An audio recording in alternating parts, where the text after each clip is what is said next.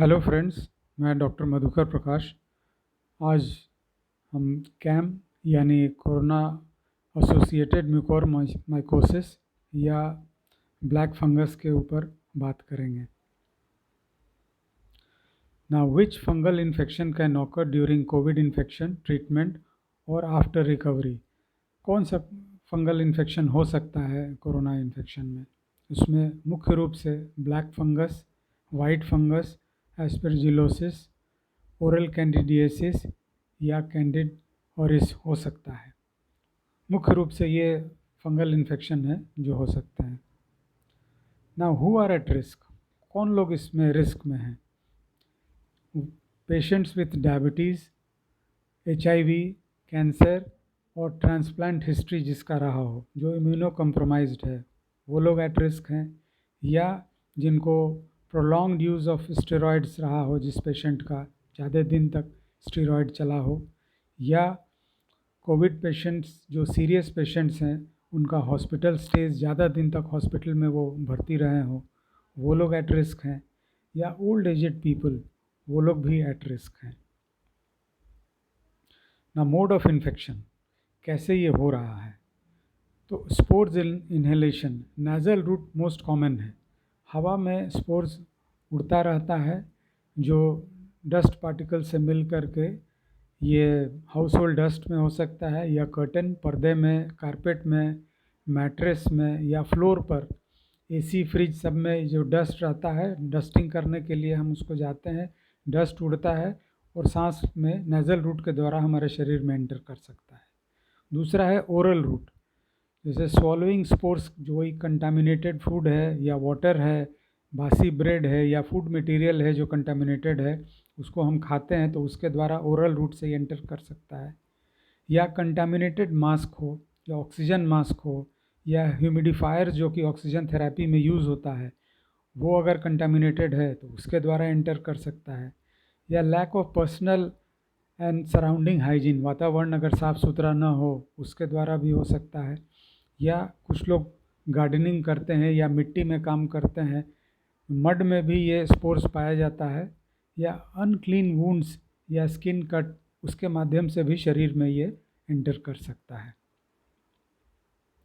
Now sine symptoms, मुख्य रूप से इसमें पेन होगा, रेडनेस अराउंड आईज और नोज़ होगा, फीवर होगा, हेडेक होगा, कफ, ड्राई कफ हो सकता है, शॉर्टनेस ऑफ ब्रेथ, सांस लेने में तकलीफ़ हो सकती है, ब्लडी स्प्यूटम और वॉमिट्स, खखार में खून आ सकता है।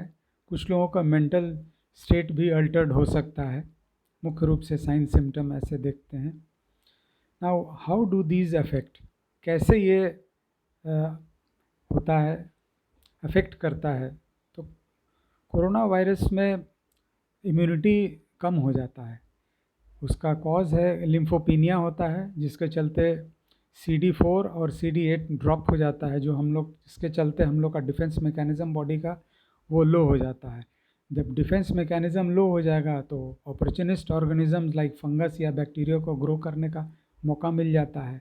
या कोई भी वायरल इन्फेक्शन या कोविड इन्फेक्शन होने पर पैंक्रियाज को अफेक्ट, उसके बीटा सेल को अफेक्ट करता है, जिसके चलते इंसुलिन प्रोडक्शन कम हो जाता है और उसके चलते शुगर लेवल बढ़ जाता है। या को अनकंट्रोल्ड डायबिटीज़ हो किसी को, या किडनी डिजीज़ हो, उसमें भी इम्यूनिटी कम हो जाता है। या कुछ लोग को स्टेरॉइड्स चलता है, उस स्टेरॉइड्स इम्यूनिटी को और कम कर देता है। बस इम्यूनिटी कम हो गया तो फिर अपॉर्चुनिस्ट फंगल इन्फेक्शन को ग्रो करने का मौका मिल जाता है। अब ये मुख्य रूप से नोज़, एयरवे या साइनसेस को, these are the common sites जहाँ से ये शुरू होता है। तो ये नोज़ से आया और साइनसेस को अफेक्ट किया, फंगल ग्रोथ वहाँ पर हुआ। उससे अगर वो फेस को अफेक्ट करता है तो उसका rhino orbital cerebral Mucor mycosis बोलते हैं। अगर नाक को अफेक्ट किया तो नाक से ब्लैकिश ग्रीनिश पुरलेंट डिस्चार्ज हो सकता है, कभी कभी ब्लडी डिस्चार्ज भी हो सकता है। अगर आगे बढ़ा, नीचे की ओर गया, मुंह की तरफ आया तो गम्स को इफ़ेक्ट कर सकता है, दांत को इफ़ेक्ट कर सकता है। ऊपर की ओर गया तो आइज़ को इफ़ेक्ट कर सकता है, जिसके चलते ब्लाइंडनेस भी हो सकता है। और ऊपर गया ब्रेन को इफ़ेक्ट कर सकता है, जिसमें हेडेक, सीजर्स, डेथ तक हो सकता है। अगर वो लंग्स को अफेक्ट करता है, लंग्स, तो वो पल्मरी म्यूकोरमाइकोसिस उसे कहते हैं, जिसमें कफ रहेगा, चेस्ट पेन होगा, ब्लडी स्प्यूटम, खखार में खून आएगा और रेस्पिरेटरी फेलियर भी हो सकता है इसके माध्यम से। अब hospital, what prevention is required in hospital, hospital में क्या प्रिवेंशन हमको करना चाहिए? इसमें जुडिशियस यूज़ ऑफ स्टीरॉयड्स और ड्यूरेशन भी उसका सीवियर पेशेंट्स में ड्यूरेशन भी कम रखना चाहिए, 5 से 10 दिन ही मुख्यतः रखना चाहिए। उसमें ब्लड शुगर लेवल हमेशा कंट्रोल में रखना होगा पेशेंट को, कि अगर ब्लड शुगर लेवल बढ़ेगा तो फिर फंगल ग्रोथ का मौका मिल जाता है। हमेशा जो कोरोना होता है उसमें भी शुगर लेवल कुछ लोग का जो नॉन डायबिटिक होते हैं उसमें भी बढ़ जाता है, तो इसलिए हमेशा शुगर लेवल को मॉनिटर करते रहना होगा नॉन डायबिटिक में भी। फिर जुडिशियस यूज़ ऑफ एंटीबायोटिक्स, क्योंकि कुछ एंटीबायोटिक्स होते हैं जो गुड बैक्टीरिया को भी डिस्ट्रॉय कर देते हैं, तो इसलिए जुडिशियस यूज़ ऑफ एंटीबायोटिक्स होना चाहिए। Use sterile water in oxygenation, oxygenation में डिह्यूमिडिफायर्स जो यूज़ होते हैं उसमें स्टेराइल वाटर हमेशा यूज़ करना चाहिए, टैप वाटर कभी नहीं यूज़ करना चाहिए, क्योंकि उसमें फंगल ग्रोथ होने का ज़्यादा चांस रहता है। और जब ऑक्सीजन मास्क यूज़ कर रहे हो, कैथेटर यूज़ कर रहे हो, पाइपलाइन जो है हमेशा उसको रिप्लेस करते रहना चाहिए, स्टेराइल वाटर यूज़ करना चाहिए, कभी टैप वाटर उसमें नहीं यूज़ करना चाहिए। नाउ व्हेन टू सस्पेक्ट, कब हमको शक होना चाहिए इसके ऊपर? साइनसाइटिस हो जिसमें नाजल ब्लॉकेट हो और कंजेशन होगा, ब्लैकिश और ब्लडी डिस्चार्ज अगर नाक से हो रहा है, लोकल पेन हो या चीक बोन में दर्द करे, वन साइडेड पेन हो या नमनेस हो या स्वेलिंग हो, तब सस्पेक्ट करना चाहिए। ब्लैकिश डिस्कलरेशन ओवर ब्रिज, नाक के ब्रिज के ऊपर में अगर ब्लैकिश डिस्कलरेशन हो या पैलेट को हो, तुरंत शक करना चाहिए। टूथ एक हो या लूजनिंग ऑफ टूथ हो, जॉ का इन्वॉल्वमेंट जब भी होगा तो डाउट करना चाहिए, सस्पेक्ट करना चाहिए। ब्लड विजन हो या डबल विजन हो with pain, fever, skin lesion हो, तो हमेशा उस पर शक करना चाहिए, कि सस्पेक्ट करना चाहिए कि हो सकता है। चेस्ट पेन हो, प्लूरल इफ्यूजन हो, हिमोप्टिसिस हो या worsening of the respiratory symptom हो, अगर रेस्पिरेटरी फेलियर ज़्यादा, सांस लेने में तकलीफ और बढ़ रहा है, तब आदमी को सस्पेक्ट करना चाहिए। नाउ डूज, क्या करना चाहिए हमको? Wear mask properly at all times, हमेशा मास्क प्रॉपरली पहनना चाहिए। बहुत लोग देखते हैं मास्क पहनते हैं, टाइट फिटिंग मास्क नहीं रहता है, नाक के नीचे गिर जाता है, नाक और मुंह दोनों हमेशा ढका हुआ होना चाहिए। सैनिटाइज हैंड्स एवरी टाइम, कभी भी आप मास्क को छूते हैं, फ्रंट पोर्शन मास्क को छूते हैं, तो हाथ हमेशा साबुन पानी से धो लें या सैनिटाइज़ करें।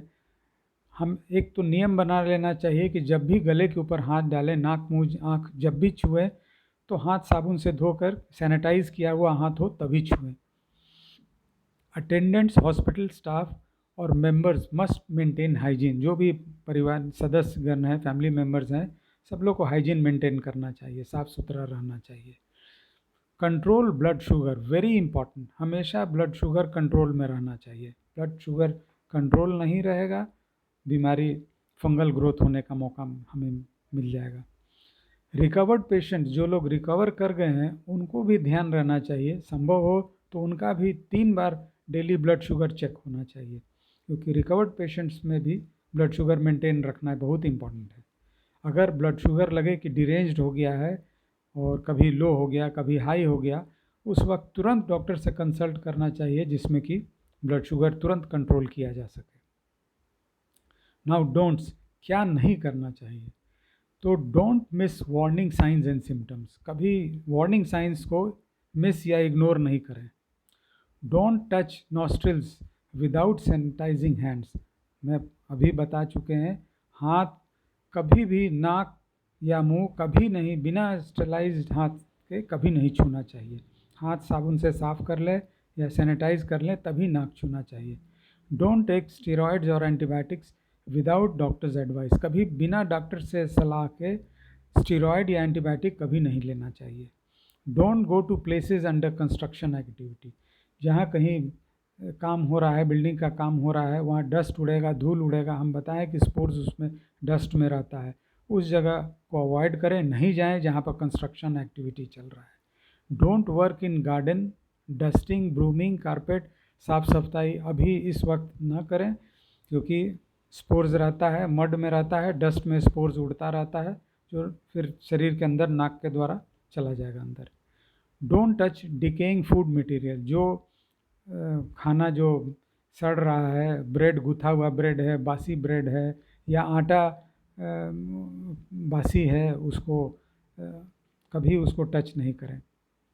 Don't hesitate to seek aggressive investigation for detecting fungal infection, कभी भी अगर फंगल इन्फेक्शन का डाउट हो तो जो अग्रेसिव इन्वेस्टिगेशन है उसको कभी टालना नहीं चाहिए, जांच में कभी पीछे नहीं हटना चाहिए कि आज नहीं करेंगे, 2 दिन देख लेते हैं उसके बाद जांच करेंगे, कभी डिले नहीं करना चाहिए। And don't lose crucial time to initiate mucormycosis treatment, ये बहुत इम्पॉर्टेंट है। कभी भी अगर ऐसा डाउट हो या अगर लगे कि हमको ये बीमारी हो, इसमें क्रूशियल टाइम कभी शुरू का पीरियड जो है, अगर डॉक्टर के यहाँ जाते हैं तो इलाज संभव है और सही इलाज उसका हो सकता है।